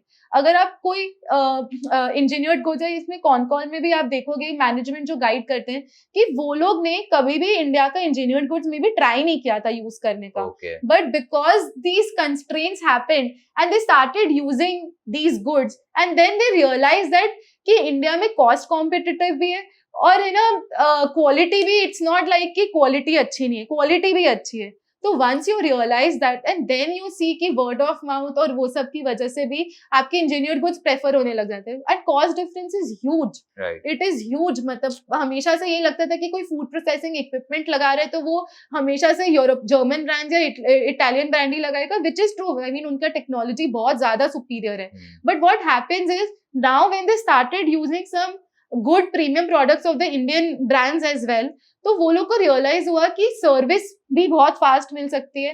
तो अगर आपका कोई ब्रेकडाउन होता है, कोई भी फैक्ट्री में ब्रेकडाउन कोई अफोर्ड नहीं कर सकता, तो आपको सर्विस भी बहुत फास्ट चाहिए होती है। And they realise the cost difference is huge, और आपका फिर बेटर आरओसी छूट जाएगा अगर आप ये, और आपको गुड क्वालिटी प्रोडक्ट भी मिल रहा है। तो वो ट्राई करने के बाद इंडिया गॉट दिस की हम लोग के इंडिया मेड मोटर्स, जो सीमेंस के या किसी भी ब्रांड के इंडिया मेड मोटर्स है, वो भी उतने ही कॉस्ट, उतने ही क्वालिटी कॉम्पिटिटिव है। कॉस्ट डिफरेंस में भी बहुत ज्यादा होगा, तो उसकी वजह से प्रेफरेंस भी एक्सपोर्ट मार्केट में बढ़ रही है, वो टाइम लगेगा। राइट कि ऐसा नहीं है कि कोई एक साल में, बस एटलीस्ट लोगों को ट्राई करने का वो हो रहा है कि लेट्स ट्राई इंडिया के इंजीनियर्ड गुड्स। राइट तो वैसे करके जो स्केल इंक्रीज हो रहे हैं, चाहे वो आप स्टील वायर रोप्स में हो या इसमें टेक्सटाइल्स में हो या कोई से भी इंडस्ट्री में हो, तो वो एक एक्सपोर्ट ट्रेंड बहुत इंक्रीज हुआ, तो उसकी वजह से भी बहुत चीजें चेंज हो रही है। तो वो जो ट्रेंड्स एस्टैब्लिश हुए ना कोविड के बाद, एनर्जी ट्रांजिशन का, पहले आप देखोगे कि जब पावर का जो केपेक्स हुआ था कोल वाले साइड पे, जब 2009, तो बहुत ज्यादा अपन चाइनीज इक्विपमेंट्स भी ले रहे थे। अब बहुत ज्यादा हम लोग सोच रहे हैं कि पूरा जो भी केपेक्स होगा ट्रांसमिशन साइड पे, डिस्ट्रीब्यूशन साइड पे, वहां पे लोग प्रेफर करें कि इंडिजिनाइजेशन ही प्रेफर हो, बिकॉज राइट आजकल फ्रेट कॉस्ट भी बहुत इंक्रीज हो गए हैं, तो सप्लाई चेन का भी प्रॉब्लम है, तो दिल प्रेफर कि हम लोग यहाँ हाँ से ही सही अगर कुछ सोर्स हो बिल्कुल जाए तो हमारा कम से कम लीड टाइम तो बढ़ेगा कि हमारा प्रोडक्शन इन प्लेस है। राइट तो ये सब चीजें ना टुवर्ड्स इंडिया बहुत चेंज हो रही है। तो maybe even if something small on a small scale it happens, then I think it can be a big right number. और आपने बताया कि आपने पढ़ाई की इकोनॉमिक्स की लेकिन आपने जो भी इंडस्ट्रीज देखी है वो है पावर केमिकल इंजीनियरिंग तो बहुत दूर दूर है दोनों चीजें आपकी आप इंजीनियर नहीं हो बट आपने ऐसे प्रोडक्ट्स देखे ऐसे कंपनियां देखी है जो इंजीनियरिंग साइड पे ज्यादा है और आप जितना हमारा कॉन्वर्सेशन हो उससे ये पता चल रहा है कि आप बिजनेस के नर्व तक जाते हो और उसको समझने की कोशिश करते हो तो इतने कॉम्प्लेक्स बिजनेस को as a non engineering person आप कैसे समझते हो एंड नॉट जस्ट यू आपका पूरा टीम कैसे उसको समझने का की ट्राई करता है तो हम लोग ना बहुत ज्यादा यही ट्राई करते हैं कि आपको बिजनेस मॉडल पूरा समझ में आना चाहिए। बहुत सारी इंडस्ट्रीज बहुत ज्यादा कॉम्प्लेक्स भी होती है, but what happens is Kunal कि जैसे अभी इंजीनियरिंग है या ये सब, आप मैन्युफैक्चरिंग में ना थोड़ा सा स्केलेबिलिटी विजुअलाइज कर सकते हो, and it is a very scalable industry that way. Right तो आपको थोड़ा सा अगर आप टाइम दोगे तो आपको जैसे अब गैस का मैन्युफैक्चरिंग प्रोसेस है, हम्म कोई गैस तो फिर भी सिंपल है, पर आप केमिकल्स का अगर आपको प्रोसेस हम्म समझना है, तो जैसे रेन का जो बिजनेस था, कॉम्प्लेक्स बिजनेस है, तो वो अगर आपको किसी को भी समझना है, तो वो ऐसा नहीं होगा कि आपको एक क्वार्टर में या एक महीने में समझ में आ जाएगा। राइट तो once you understand the basics of the industry, मतलब मैं हम्म आपको एकदम प्रैक्टिकली ये चीज बता रही हूँ कि वंस आपको बेसिक अंडरस्टैंडिंग हो गई ना, तो आप थोड़ा सा विजुअलाइज कर लो कि ग्रोथ कैसे आ सकती है। तो मे बी आप थोड़ा सा छोटा एलोकेशन ले लिया कभी, या आपने एक ब्रीफ अंडरस्टैंडिंग हो गई कि ये सेक्टर अच्छा कर सकता है, पर उसके बाद आपको बहुत टाइम स्पेंड करना पड़ेगा वो ओके अंडरस्टैंडिंग के लिए, ताकि आपको एक अच्छा ग्रिप आ जाए सेक्टर पे। तो हम्म ऐसा नहीं होगा कि एक महीने में आपको पूरी, क्योंकि बाद में कैसे सप्लाई साइड डायनामिक्स चेंज होते हैं, डिमांड साइड कैसे होता है, ग्लोबली कैसे वर्क कर रहे हैं, because all these sectors work globally, right. Right तो आपको बहुत ज्यादा सेक्टर के साथ टाइम स्पेंड करना पड़ेगा, तो आपको ज्यादा समझ में आएगा। राइट तो आपको एक बार में नहीं होगा कि आपको पूरा इंडस्ट्री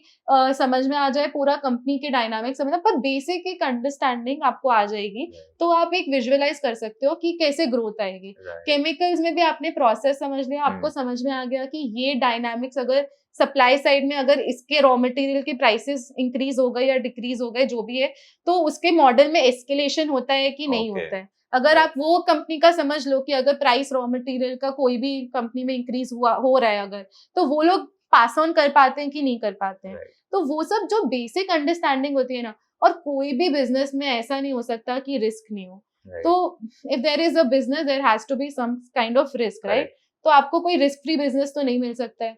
तो आप उसमें आइडेंटिफाई कर लो कि इसके मार्जिन या इसकी जैसे ऑपरेटिंग लेवरेज का इतना बड़ा प्ले होता है, तो ऑपरेटिंग डी लेवरेज का भी प्ले होता है, राइट राइट। तो वो भी एक इम्पॉर्टेंट चीज है।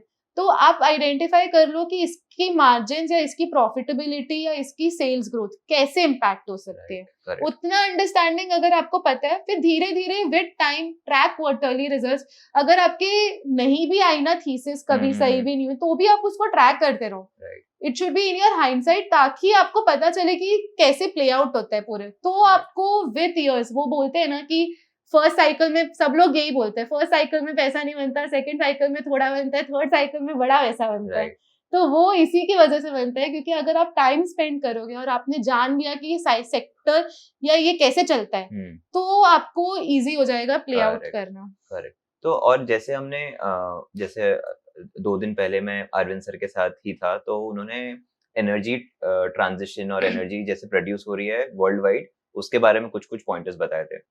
Before meeting and having this conversation with him, मुझे लगता था एनर्जी एज अ सेक्टर तो कभी एक बहुत अबनॉर्मल ग्रोथ, एक बहुत ही अबनॉर्मल रेट से तो ग्रो नहीं कर सकता, क्योंकि ये सेक्टर सालों से है हमारे देश में, वर्ल्ड वाइड।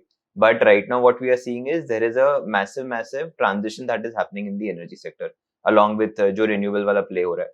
So ये sector को आप कैसे decode किया आपने, कैसे समझा, थोड़ा इसके अराउंड हमको प्लीज बताइए। तो जैसे अपन डिस्कस कर रहे थे इन multiple questions that you were asking, मैंने बताया कि एनर्जी में आप ना डिवाइड कर लो सेगमेंट को, ठीक है। तो थॉट प्रोसेस कैसे रहता है कि आप पहले पावर जनरेट करते हो, फिर आपको ट्रांसमिट करना पड़ता है पावर, और फिर आप डिस्ट्रीब्यूट करते हो, है ना। तो हम लोग को जब 2020 में जब ट्रेंड देख रहे थे, तो क्या ट्रेंड देख रहे थे कि उसके पहले क्या हो रहा था। उसके पहले जब मैन्युफैक्चरिंग साइकिल 2003 से 2008 में अच्छा चला था, तो हम लोगों को लगा कि पावर डेफिसिट है इंडिया। तो कोई भी country power deficit is a very very important thing, fuel and power, right. तो वो बहुत ज्यादा केपेक्स हुआ, फिर मैन्युफैक्चरिंग एक्टिविटीज ये सब भी कम हो गई, तो हमारे पास पावर थोड़ा थर्मल में आप देखोगे तो 10-12 साल से उसके बाद कभी एक्सपेंशन हुआ ही नहीं, क्योंकि सरप्लस में थे हम, क्योंकि थोड़ा पहले क्योंकि एक्टिविटी स्लो डाउन हो गई, तो थोड़ा सरप्लस आया, शॉर्टेज से डेफिसिट से हम लोग ने केपेक्स किया। That is way you know how cycles work, right, कि आपको डेफिसिट हुआ, फिर आप एक्सपेंशन कर रहे हो, फिर थोड़ी एक्टिविटी स्लो डाउन भी हुई। तो उसके बाद फास्ट फॉरवर्ड जब सोलर एज अ टेक्नोलॉजी चल रहा था, तो वो सेक्टर जिसमें कॉस्ट बहुत हाई था, धीरे धीरे टेपर डाउन हुआ, और टेपर डाउन भी तब और ज्यादा टेपर डाउन कब होएगा जब सब लोग इंस्टॉल कर लेंगे, तो इकोनॉमीज ऑफ स्केल आएगा सेक्टर में। तो वो जब 2020 में देखा कि clean energy is the buzzword, transition to renewable energy will happen, तो वो ऐसा ट्रेंड लग रहा था। अब now if you talk about कि तब तो मान लो आप 18 गीगावाट जैसा सोलर मान लो इंस्टॉल हुआ था, अभी इट इज अराउंड 80 गीगावाट। तो फास्ट फॉरवर्ड 2024 में वी थिंक कि solar as a sector, renewables as a sector is there. फिर सोलर जब इंस्टॉल होने लगा, तो हाइब्रिड के लिए विंड को भी आना चाहिए था, तो वो भी उसका भी हम लोग ने देखा कि केपेक्स हो सकता है। तो जो वैल्यू चेन एनालिसिस जो मैं आपको बता रही थी ना, वो इसलिए इंपॉर्टेंट होती है क्योंकि आपने 3 सेगमेंट्स में मैंने कर लिया। अब पावर जनरेट हो गया, इंस्टॉलेशन तो अपना टारगेट तो 300 गीगावाट तक का है, पर 80 गीगावाट से वो तो कंटिन्यूअस प्रोसेस अब चलता रहेगा। तो अब जो पावर जनरेट हो गया, उसको आपको इवैक्यूएट भी करना पड़ेगा, आपको ग्रिड तक पहुंचाना पड़ेगा। अब वो ग्रिड पे पहुंचाने के लिए वी नीड ट्रांसमिशन लाइंस।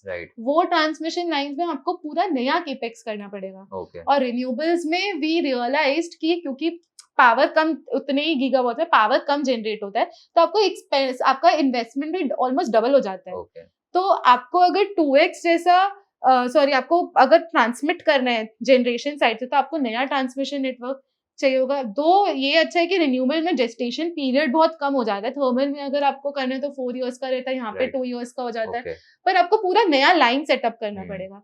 तो अब एक सबस्टेशन लगता है जनरेटिंग साइड पे, और एक सबस्टेशन आपको लगता है डिस्ट्रीब्यूशन साइड पे। तो सबस्टेशन अगर लग रहा है तो आपकी ट्रांसफॉर्मर्स की डिमांड इंक्रीज हो जाएगी आपकी। फिर जब आप ट्रांसमिशन लाइंस करोगे, तब आपका केबल का डिमांड इंक्रीज हो जाएगा, कंडक्टर्स का हो जाएगा, फिर आपका वो जो आप बड़े टावर ग्रिड्स देखते हो उसका डिमांड इंक्रीज हो जाएगा। तो वो इन्वेस्टमेंट तो जब जनरेट इंस्टॉलेशन हुआ उसके बाद ही होगा ना। तो now we will see a huge investments that will happen on the transmission side also. तो गवर्नमेंट का टारगेट है अराउंड 4.5 ट्रिलियन का 4.5 लाख का इन्वेस्टमेंट करने का। तो वो अगर ट्रांसमिशन साइड पे इन्वेस्टमेंट होता है तो these companies will do well. तो आपने पूरी वैल्यू चेन में कौन से वेल प्लेस्ड हैं, और बहुत सारी जगह ना सिर्फ ये सब में ट्रांसफॉर्मर्स हो गए या केबल्स हो गए या ग्रिड हो गया, इसमें सब लोग मतलब इंडिया बेस्ड इंडिजिनाइजेशन प्रोडक्ट्स ही सोर्स करने का टारगेट करेंगे। Because if there is any problem on the transmission line, they can easily come in talk to people, और वो क्वालिटी अश्योरेंस रहती है, राइट। तो वो चीज बहुत ही अच्छी प्ले आउट हो रही है ये सेक्टर में। तो अगर आपने ये कॉम्पोनेंट्स आपने आइडेंटिफाई कर लिए, अब क्या हो रहा है कि आपको डिस्ट्रीब्यूशन पे भी सबस्टेशन लगता है, वहां पे भी ट्रांसफॉर्मर्स का डिमांड इंक्रीज हो जाएगा। प्लस उसके बाद क्या हो रहा है कि जो डिस्ट्रीब्यूशन ट्रांसफॉर्मर्स होते हैं वो स्टील इंडस्ट्री, पावर इंडस्ट्री, ये सीमेंट, इथेनॉल, शुगर सब जगह यूज होगा। अगर उधर केपेक्स हो रहा है तो डिस्ट्रीब्यूशन ट्रांसफॉर्मर्स के वहां पे डिमांड इंक्रीज हो जाएगी। तो सब कुछ एक साथ हो रहा था। तो अब ये तो हो गया ट्रांसमिशन साइड। फिर आप देख लो कि डिस्ट्रीब्यूशन साइड पे कैसे ग्रोथ आ रही है, क्योंकि अब जो डिस्कॉम्स जो इतने ज्यादा स्ट्रेस में थे, तो गवर्नमेंट ने भी ये बोला कि अब चलो डिस्ट्रिक्ट पावर ताकि एफिशिएंटली रिकॉर्ड हो, ट्रांसमिट हो, तो स्मार्ट मीटर्स का इंस्टॉलेशन आ गया। तो अगर सारे सेक्टर्स में इतना ग्रोथ हो रहा है, और फिर हुआ ये भी कि रशिया और यूक्रेन का जब वॉर हुआ, तो एवरीबडी रियलाइज्ड कि fuel and energy is very very crucial. We should be, self-sufficient in that. So that again fueled this activity of transition to green energy, right? तो आपको कोई ना कोई एक ट्रिगर चाहिए होता है for a trend to accelerate. तो अब यूएस में भी सेम चीज हो रही है कि पूरा ट्रांजिशन हो रहा है, यूरोप में भी हो रहा है, अफ्रीका में भी हो रहा है, तो उनके जो इन्वेस्टमेंट्स आ रहे हैं वो भी बहुत बड़े इन्वेस्टमेंट्स हैं। करेक्ट। तो और वहां पे हमारी कंट्री के लिए तो एक्सपोर्ट अपॉर्चुनिटी भी है, क्योंकि यूएस में वो लोग भी ट्रांसफॉर्मर्स को अगर उनको सोर्स करना है, तो वो लोग इंडिया को भी काफी लुक फॉरवर्ड टू करेंगे कि उनका भी, पर यहाँ पे भी इतनी डोमेस्टिक डिमांड है, तो कंपनीज आर ट्राइंग कि हम लोग डोमेस्टिक मार्केट भी सर्व करें, पर उनके लिए वो अपॉर्चुनिटी भी बहुत बड़ा है। तो काफी इंटरेस्टिंग टाइम्स है इन टर्म्स ऑफ, अभी तो बहुत सारी जगह पावर सेक्टर में ऐसा हो रहा है कि 1 ईयर का वेटिंग है फॉर ट्रांसफॉर्मर्स, यूएस में 3 इयर्स का वेटिंग है। तो very exciting times ahead for this as a sector, because कोई भी कंट्री में पूरा इंफ्रा चेंज करना होता है ना, तो वो एक लॉन्ग टर्म थीम होती है। आपने बताया कि जैसे अब आपको पावर में चीजें दिख रही है कि मूव कर रहा है, तो आप बहुत ही उसको सुंदर तरीके से पार्ट्स में डिवाइड कर देते हो। तो इसका पहला प्रोसेस ये है, सेकंड प्रोसेस ये है, थर्ड ये है, फोर्थ ये है, और वहां पे कहाँ पे आपको टेलविंड दिख रही है, कहाँ पे केपेक्स हो रहा है, वो आप आइडेंटिफाई करके पूरा वैल्यू चेन आप राइड करने की कोशिश करते हो। तो ये एक तरह का मेंटल मॉडल हो गया जो आप प्रिपेयर करते हो ताकि अपनी रिसर्च बेटर हो सके और इन्वेस्टमेंट्स कहाँ फ्लो हो रहा है, कैपिटल कहाँ फ्लो हो रहा है, वो आप समझ सके। इसके अलावा और कोई तरह का मेंटल मॉडल आप क्रिएट करते हो टू अंडरस्टैंड कि कैसे ये चीजें वर्क कर सकती है, कैसे आपका पूरा रिसर्च का प्रोसेस वर्क कर सकता है? यस, तो मेंटल मॉडल्स भी ना ओवर टाइम क्रिएट होते हैं, ठीक है। आपको पता नहीं होता है फर्स्ट साइकिल में सेक्टर्स कैसे करेंगे, कंपनीज कैसा करेगी। तो जब भी मैं कोई नए जने से भी मिलती हूँ ना कि उनको मार्केट्स में आना है, तो हमेशा हम लोग यही बोलते हैं कि जेस्टेशन पीरियड बहुत हाई होता है, बिकॉज आपको पहले सेक्टर्स, क्योंकि जो वे में हम लोग रिसर्च करके समझते हैं सेक्टर्स को, तो उसमें टाइम लगता है to get a hold on it. For example, if I talk about a mental model, जैसे पेपर इंडस्ट्री है, ठीक है। तो पेपर इंडस्ट्री में 2016-17 में जब देखा था ये सेक्टर मैंने, तब बहुत अच्छा पैसा नहीं बना था, ठीक है। पर मैंने पूरा सेक्टर में ये देख लिया था कि कैसे काम करता है ये सेक्टर, क्योंकि पेपर भी बहुत सारे तरीकों से बनता है। आपका वर्जिन पेपर बनता है वुड पल्प से, फिर आपका रिसाइकल्ड पेपर भी बनता है, और आपका बगास से भी पेपर बनता है, एग्री वेस्ट से भी बनता है। तो वो साइकिल में जब पता चला ना कि बहुत टाइम तक इंडिया भी वो था, जो वुड पल्प होता है उसका डेफिशिएंट था 2013-14 ये वाले साइकिल में। फिर वो बहुत सारी कंपनीज ने खुद को इंटीग्रेट कर लिया, जैसे जेके पेपर है, वेस्ट कोस्ट है, जो लार्जेस्ट पेपर है, उन्होंने अपने आप को इंटीग्रेट कर लिया इन terms of wood pulp availability. तो फिर थोड़ा सा ये जाना कि साइकिल्स में जो ट्रिगर होता है ना वो बहुत डिफरेंट होगा। 2016-17 में मान लो ये साइकिल में ऐसा था कि चाइना ने प्रोडक्शन कट कर दिया था, जिसकी वजह से वुड पल्प और ये सब के प्राइसेस इंक्रीज हो गए थे, रिसाइकल्ड पेपर के प्राइसेस इंक्रीज हो गए थे। तो पर हर बार साइकिल में ट्रिगर डिफरेंट होगा, बट ये होगा कि हम लोग ने ये देख लिया कि वुड पल्प का अगर ग्लोबली प्राइसेस बढ़ रहा है ना बियॉन्ड अ सर्टेन लेवल, तो इंडिया की कंपनी बेनिफिट करेगी। क्यों करेगी? क्योंकि पेपर प्राइसेस जब इंक्रीज हो जाते हैं ना, तो वो ग्लोबली डिटरमाइंड है। तो अगर ग्लोबल में पेपर प्राइसेस इंक्रीज हुए तो इंडिया में भी इंक्रीज होंगे, क्योंकि इंपोर्ट भी बहुत होता है। तो अगर इंपोर्ट बहुत हो रहे हैं, तो अगर वुड पल्प के प्राइसेस इंक्रीज हो रहे हैं, पर ये लोग के लिए प्राइसेस नहीं इतने इंक्रीज होंगे जो इंटीग्रेटेड प्लेयर्स है, तो इनके लिए तो रॉ मटेरियल का प्राइसेस बिल्कुल भी नहीं इंक्रीज हो रहा है, और फिनिश गुड्स का प्राइसेस बहुत इंक्रीज हो रहा है। तो आप देखोगे कि मार्जिन एक्सपेंशन हो जाएगा। और अगर किसी ने जैसे चाइना को ये 2020 में जब आया था, तब इंपोर्ट नहीं हो रहा था पेपर, तो क्योंकि बहुत ही कॉम्पिटिटिव इंडस्ट्री है, तो डोमेस्टिक सप्लाई इंक्रीज हो गई, then the cycle played out very well. तो दैट टाइम जो, क्योंकि वो 2016-17 में काम करके रखा हुआ था ना कि सेक्टर कैसे काम करता है, चलता कैसे, तो वो इजी हो गया 2020 में प्ले करना। करेक्ट। तो ये this is why we say कि spending time in the market is very very important, sticking to the company is very very important. भले 2016-17 में जब आप पढ़ रहे होंगे तब शायद इतना इन्वेस्टमेंट पॉइंट ऑफ व्यू से इतने अच्छे रिजल्ट्स नहीं आए होंगे, बट वही पढ़ाई आपकी आपको जब एक्चुअल में परफॉर्मेंस आने लगा तो it helped you out. Now आपने बहुत ही अच्छे तरीके से बताया कि तो एक दूसरी जो चीज होती है ना कि आपको कभी आपने बहुत टाइम होगा कि आपने कंपनी पहले देखी होगी, ठीक है, पर आपको तब नहीं अच्छी लगी, तो हमेशा से, या आपकी थीसिस नहीं प्ले आउट हुई, तो उसमें क्यों थीसिस नहीं प्ले आउट हुई ना, वो हमेशा अपने को ध्यान रखना चाहिए, क्योंकि सेक्टर्स का ना टाइम वापस से भी आता है, ठीक है। जैसे रेलवेज 2018 में हम लोग को लग रहा था कि पॉलिसीज आ रही है, इम्प्लीमेंटेशन भी होगा, but that time markets didn't work out, वो नहीं ट्रांसलेट हो रहा था ऑर्डर बुक में। तो उसकी वजह से ऐसा नहीं होना चाहिए कि जब साइकिल अच्छी आई ना तो अपन ने प्ले नहीं किया। वो बायस ना कभी भी इन्वेस्टर्स को नहीं रखना चाहिए। आपने एक कंपनी देखी, आपने स्टडी करके रख दिया, एंड यू नो कि आप लिख लो कि आपको क्यों नहीं अच्छी लगी ये कंपनी इस at this point of time. तो जैसे फॉर एग्जाम्पल मैं आपको बताऊं, मेरे को मिसेस बेक्टर है, तो मैंने कोविड टाइम पे मान लो स्टडी किया, मेरे को जर्नी बहुत अच्छी लगी थी कंपनी की, बहुत ही बढ़िया प्रोडक्ट बना रहा है, क्रेमिका का ब्रांड मार्केट शेयर भी बहुत अच्छा है। पर उसके बाद क्या हुआ कि जब पर मेरे को ऐसा लग रहा था कि पता नहीं ग्रोथ, उनका ब्रेड का जो सेगमेंट है वो भी अच्छा ग्रो कर रहा था, पर I didn't invest. Maybe I thought थॉट कि थोड़ी स्लो ग्रोथ हमेशा अपन को चाहिए कि 20-25% से कोई कंपनी ग्रो करे, तो मुझे थोड़ा स्लो लगा कि इतनी बड़ी जर्नी है। उसके बाद तब मैंने मान लो नहीं इन्वेस्ट किया, मेरे को कंपनी बहुत अच्छी लगी थी, मैंने रख दी। फिर उसके बाद मेरे को पता था कि रॉ मटेरियल क्या लगते हैं, तो फिर देखा कि अब जो प्रमोटर है ना वो बहुत क्योंकि ये एफएमसीजी प्रोडक्ट है तो आपको डिस्ट्रीब्यूशन नेटवर्क बहुत स्ट्रॉन्ग चाहिए।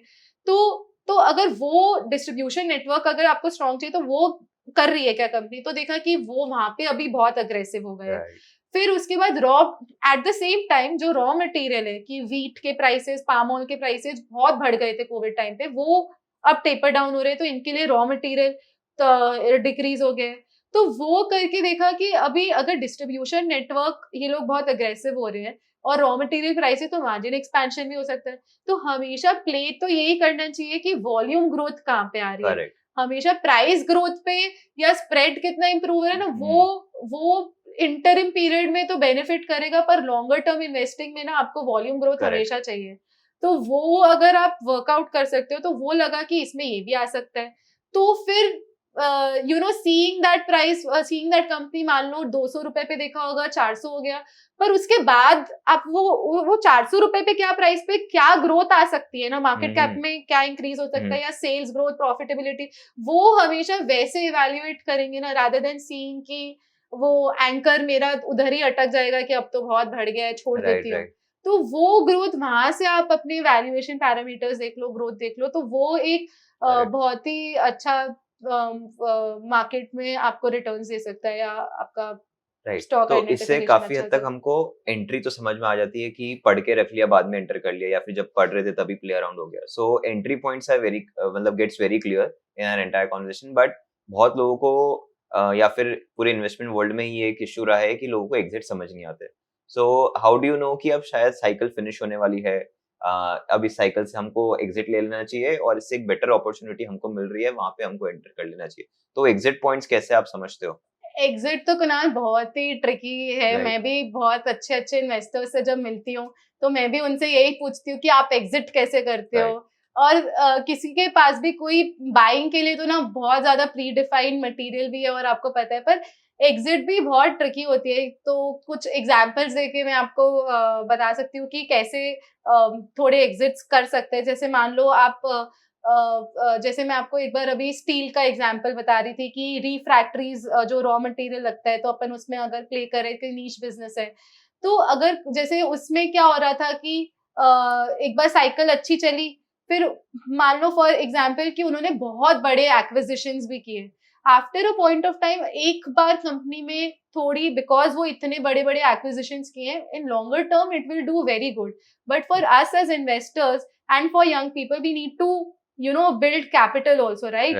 तो उसमें मैं ये नहीं सोच सकती कि अभी 2-3 साल तक, तो उसके बाद तो बहुत अच्छा मार्केट हो सकता है, मार्केट शेयर गेन भी हो जाएगा, ये भी हो जाएगा, पर उसको इतने बड़े अगर किसी ने एक्विजिशंस किए हैं तो उसके बाद उसको ऑपरेशनलाइज करने में या उसको वो करने में भी बहुत टाइम लगेगा, right, to gain market again और वो सब।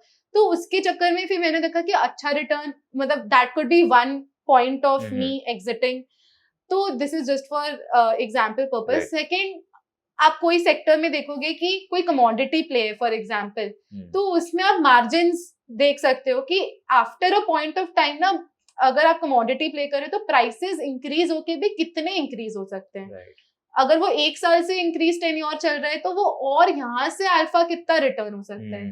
तो वो आप मान लो आप टॉप ऑफ द साइकिल में नहीं एग्जिट कर पाओगे, पर अगर आपने देखे कि इससे ज्यादा इंक्रीज इन प्राइसेस या इससे ज्यादा मार्जिन एक्सपेंशन का कितना स्कोप है, क्योंकि टॉप पे तो कोई भी जना नहीं है जो प्रिडिक्ट कर सकता है। तो आप वो मान लो डिक्रीज कर वो वाला टाइम आप समझ सकते हो कि कुछ एग्जिट पॉइंट हो सकता है। और मतलब ऐसे अपॉर्चुनिटी वाइज की मान लो कभी वैल्यूएशन, तो ऑफ कोर्स सबको ही पता होगा कि valuations will always be a thing कि कोई कैपिटल गुड्स की कंपनी है या कोई ट्रांसफॉर्मर बना रही है तो उसमें वैल्यूएशन बहुत हाई हो जाएगा, तो आपका रिटर्न में भी इतना मल्टीपल कोई सेक्टर को तो नहीं मिलता है। तो मे बी अगर आपको कोई बेटर अपॉर्चुनिटी मिल रही है in terms of valuation plus growth, that will create a higher CAGR for you. तो बहुत सारी तरीके होते हैं, ये सब कुछ एक तरीके जो आप फॉलो कर सकते हो इन टर्म्स ऑफ, क्योंकि हम लोग इक्विटी मार्केट्स में ना आप कॉन्स्टेंटली रिसर्च कर रहे हो, आप कॉन्स्टेंटली इंटरैक्ट कर रहे हो, तो आपके पास कंपनीज आइडेंटिफिकेशन होते हैं, तो आपको हमेशा कंटिन्यूसली इवेल्युएट भी करते रहते हैं कि चलो यहाँ से ये 10,000 की तो बन गई है, अब ये मान लो 15,000 की भी बन सकती है। पर अगर आपको कोई छोटी मार्केट कैप पे कोई छोटी वैल्यू रीजनेबली वैल्यूड कंपनी मिल रही है तो उसका रिटर्न थोड़ा ज्यादा होता है। तो बहुत बार गलतियां भी करेंगे, बहुत बार आप सीखोगे भी कि आपने बहुत जल्दी एग्जिट कर दिया था। तो वो सब एक छोटे छोटे तरीके होते हैं। बहुत बार हम लोग का भी डिबेट होता है कि you know all these companies, because मैं पावर सेक्टर बहुत ज्यादा अभी रिसेंटली ट्रैक कर रही हूँ तो एग्जांपल्स भी अभी वहीं से आ रहे हैं इंस्टेंटली। तो आप देखोगे कि ग्रोथ, अब वैल्यूएशंस तो मार्केट में स्मॉल एंड मिड कैप्स में एज अ स्पेस भी बहुत इंक्रीज हो गए हैं, पर अगर आप देखोगे कि मैंने कोई लोअर प्राइस पे बाय कर लिया है तो मेरे पास, क्योंकि सेक्टर बहुत हाई ग्रोथ है कि मान लो कि 1-1 साल तक वेटिंग है, तो मेरे को प्ले आउट करना है, क्योंकि मेरे को नहीं पता था कि 2020 या 2021 में ये ट्रांसफॉर्मर जैसे कंपनीज भी इतना थिन मार्जिन बिजनेस होता था, सप्लाई ओवर सप्लाई जैसा सिचुएशन होता था। आप एनुअल रिपोर्ट्स में देखोगे तो मैनेजमेंट खुद बोलता था कि बहुत ही थिन मार्जिन बिजनेस है, तो आप सोचोगे कि ग्रोथ कैसे आएगी। तो अब उसके बाद जब आपने उसमें ग्रोथ देखी, तो आपने अगर कोई सेक्टर को या कोई कंपनी को अर्ली कर लिया, वैल्यूएशन ज्यादा पर ग्रोथ आ सकती है, तो भी अपन को एक बार मे बी मैं ट्रेल कर लूं, क्योंकि मुझे नहीं पता है कि 2020 में आप नहीं सोच सकते थे कि ऐसी ग्रोथ आ सकती है, एक्सप्लोड हो सकता है। तो इट इज अ जर्नी, मतलब आप मे बी धीरे धीरे करके एग्जिट करो या जैसे भी, मतलब आपको एक ग्रोथ साइकिल तो जरूर देखनी चाहिए। ऐसा मेरे को लगता है, भले फिर आप थोड़ा ट्रेड ऑफ करो वैल्यूएशंस और इसमें, पर again it is lot of subjectivity and depends on investor to investor, but this is something which I have realized over time, and maybe मैं और ज़्यादा process refine करूँगी going forward with time, as you say. Correct. So I think Gunjan, आपने पूरे podcast में बहुत ही सुंदर तरीके से एंट्रीज, अंडरस्टैंडिंग और एग्जिट्स जो is something that everybody is evaluating और आप भी डिस्कस करते हो दूसरे इन्वेस्टर्स के साथ, बट एग्जिट में आपने एक पॉइंट बहुत अच्छे तरीके से बताया कि जहाँ पे आपने एंट्री ली थी वो शायद बहुत बढ़ गया हो, उसमें शायद थोड़ा सा और फ्यूल बचा हो, बट अगर आपको दूसरी अपॉर्चुनिटी मिल रही है तो why not explore that. So that is one thing I think everybody should take home. सब लोग क्या करते हैं, क्योंकि जब एग्जिट ले लेते कोई स्टॉक से तो वो यही देखते रहते कि वो स्टॉक वहां से और कितना बढ़ गया, ये नहीं देखते कि जहां से एग्जिट लिया और नए में एंट्री किया वो भी तो बढ़ गया है, वो भी तो कितना, क्योंकि कैपिटल तो सबके पास लिमिटेड ही रहेगा। और अभी कुणाल टाइम भी ऐसा है ना कि सबको बहुत बिकॉज मार्केट्स बहुत फास्ट रिएक्ट भी कर जाते हैं, तो बहुत सारे स्टॉक्स बहुत फास्ट भी करने लग जाते हैं, और आजकल बहुत ही क्विक रिएक्शन भी चाहिए होता है। तो अगर आपने, and this is the time when you know, अगर आपने बहुत साल तक काम करके रखा हुआ है सेक्टर्स और आपकी ग्रिप अंडरस्टैंडिंग, जो आप मेंटल मॉडल्स धीरे धीरे जो डेवलप होते हैं, तो ये सब टाइम्स में ना आप अपॉर्चुनिटी बहुत फास्ट ग्रैब कर सकते हो। करेक्ट। तो this is the time when, और ये चीजें आगे बहुत ही और क्विक ही चाहिए होगा, बिकॉज अब information is very very easily available to all of us. So I think पूरे पॉडकास्ट में बहुत ही ज्यादा नॉलेज थी, स्पेशली हमारे व्यूअर्स के लिए जो अभी नए इन्वेस्टर्स है, मार्केट में एंटर कर रहे हैं, लोगों के कहने सुनने पे इन्वेस्ट कर लेते हैं, बट ये राइट प्रोसेस है गाइस, तो you should follow this. Gunjan was one of the perfect choices जो हमको रिसर्च के बारे में, इन्वेस्टमेंट के बारे में बेस्ट वे में चीजें बताए। So thank you so much Gunjan. I think इससे बेटर रिसर्च ओरिएंटेड पॉडकास्ट नहीं हो सकता था, जहाँ पे पूरा जो थीसिस होता है आपका और निवेशाय का अपने कॉन्वर्जेशन में एकदम नेचुरल तरीके से हमको बताया। So thank you for giving your time on a Sunday evening, जहाँ पे जनरली सब बिजी होते हैं, बट आपने 2-3 घंटे हमारे लिए निकाले और ये शूट किया। Thank you so much. Thank you so much Kunal for inviting, and it was a great thing, because आप जितना अपने प्रोसेस और सबके बारे में बात करते हैं ना, उतना आपका थॉट प्रोसेस बहुत क्लियर हो करेक्ट। जाता है।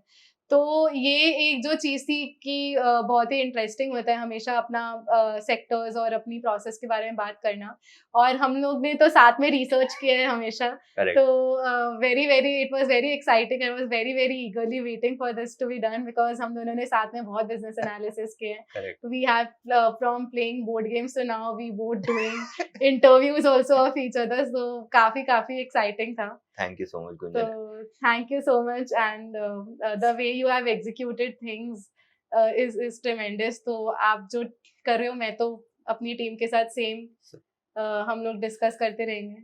So in case अगर आपके और कोई questions है, so put it across in the comment section. We'll try to reach out to Gunjan and try to answer it. So make sure आप इस वीडियो के नीचे comment section में वो questions put forth करिए, and genuine questions जो आप research और investment के बारे में पूछना चाहते हो. Thank you so much.